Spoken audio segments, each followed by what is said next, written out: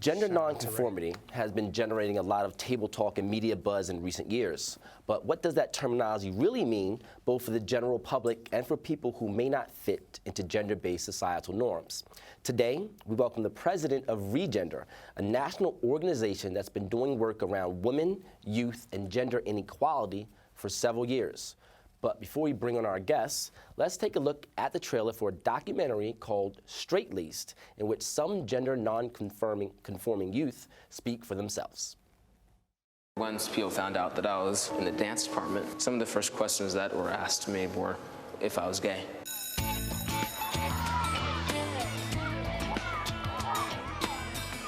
I know a lot of people who go to school and they're really afraid to act as they truly are. I see men holding hands in another country and everybody would be fine with it. Whereas in America, if you're within a 3 feet radius of me, we'll be perceived as being gay. You're walking around with something like that, you're gonna get shot. I'm too big and too strong and too loud and my voice is too deep and I'm too this. Like they're saying, you're too you.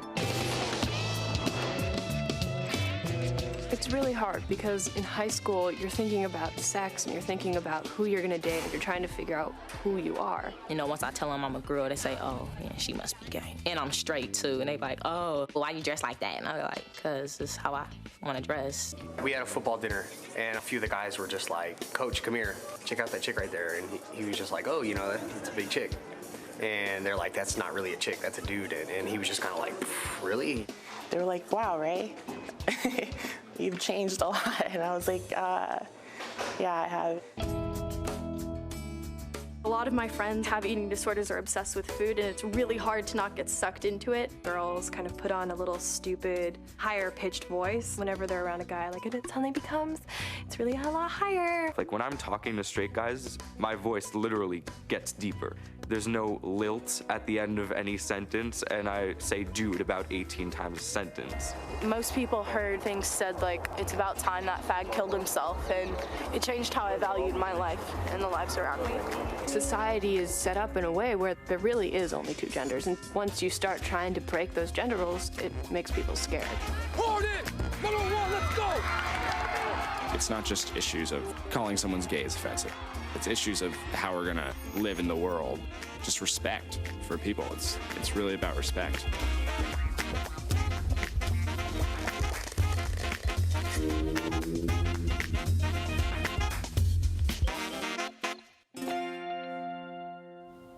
Well, if ever there was a preview that made you want to see a movie, that's just a taste of Straightlaced, a film that's one of the tools being used in Regender's public education initiative. Joining us now to help shed more light on what they do is Regender's president, Aine Duggan. Welcome to BK Live, Aine. Thank you. So Aine, can you please? Well, first I want to get into the trailer. Amazing job. Why did you choose Straightlaced? To be the sort of face for your campaign? So Straightlaced is a movie made by an organization called GroundSparks, and GroundSparks is a partner of Regender. And we came across Straightlaced when we were doing other public education work. And because it speaks to youth issues and really mirrors some of the messages that we put out through research and public education ourselves, we decided to partner with them. They're on the West Coast, and they're coming to the East Coast this week to do a screening of the movie. And that screening is going to happen in Brooklyn, we're told. That's right, at St. Francis College in downtown Brooklyn on Thursday at 4:30. Awesome. So it's impossible to not get there. It's like by a train hub. So Friday at 4:30. Thursday at 4:30. Okay. Yeah. So and it's a free screening. Well, free. Hello. Hey, there you go. If you needed any other incentive, let's talk a little bit more about the issue. So we're sitting now at a time politically where there's all these fights over pronouns and who gets to use which restroom accommodations, and there's a lot happening on the political front. How is this rolling back culturally with adults and even teens who find themselves facing these issues? So, you know, with kids and teenagers, the issue around gender is a lot less complicated than it is for adults. In some ways, adults are pretty late to the party. Yeah, the old people are making it complicated. Right, we're sort of stuck in our ways, and it's very hard for us to wrap our heads around this idea of gender fluidity and being able to sort of choose how we want to express ourselves. Whereas for young children and teenagers, they're presenting in school every day of the week, really trying to be themselves. And what they have figured out, and I suppose in some ways if we're really honest with ourselves as adults when we walk down the street, we can see it too. You know, it's this idea that we live in a binary where there's men and women and nothing in between. It is just a lie that we're telling ourselves, right? The world is a lot more complicated than that. And gender it's really a spectrum. And the idea is that we all fit somewhere along that spectrum at different points. And maybe on some days we hit 2 or 3 different points, right? Depending on the time of day or where we're going. And so the idea for young children and for teenagers is that they want the freedom to be able to express themselves. All along the scale. Now, you have a clinical background in this, but for the lay person, the person who may think that, you know, they're forward thinking, you know, how do you sort of bridge that reality and what their delusion may be? How do you sort of bring people into the idea that we all sort of need to matriculate and change?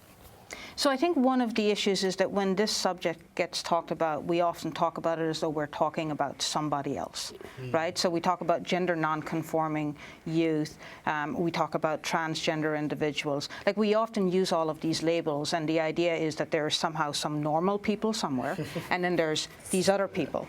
And for regender, you know, the idea is we're not talking about somebody else, we're talking about all of us, all of the time.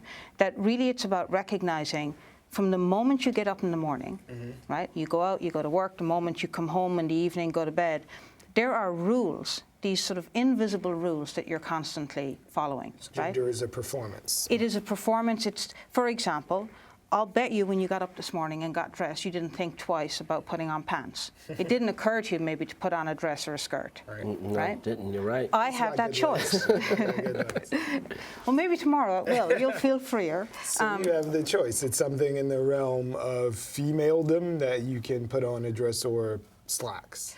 Right, and that's a really simple, innocuous example.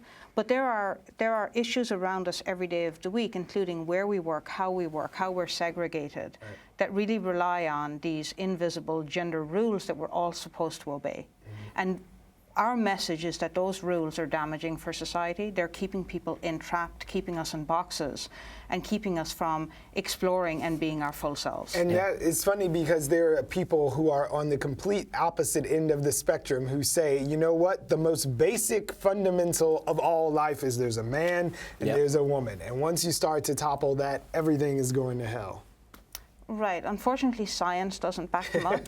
Unfortunately, so, you know, we don't just have men and women. We do have men, women, and intersex individuals, and we also have people who just express differently. I mean, of course, sex and gender are 2 different things, and it really is about how we express. But really, I think the easiest way to get back to your question about how does somebody who's just sort of, you know, getting by in the world make sense of all of this, it's really about understanding the lack of logic, right? So why is it that it's mostly women who are administrative assistants and secretaries? And why is it that most men are in jobs like construction and truck driving, right? There's nothing logical about that. And the other unfortunate thing about it is that women are often stuck in jobs where they get paid less, right? And we do focus on that in society. We focus on gender inequality when it comes to women. But what we don't focus on is how gender inequality entraps men. Yes. Right? And I think we're going to have to leave it at that, but I want to, you know, please go check the Regender website because it addresses that, and it also you can take the little quiz, and it'll tell you, you know, really about yourself. The work that you need to do. Well, so let's put a pin in this and continue the conversation. You have to come back. All right. Thanks, Thank you. Aine. I love the website. It is so informative. Yeah, well, we expect a lot of people to go visit. All right, and take the quiz.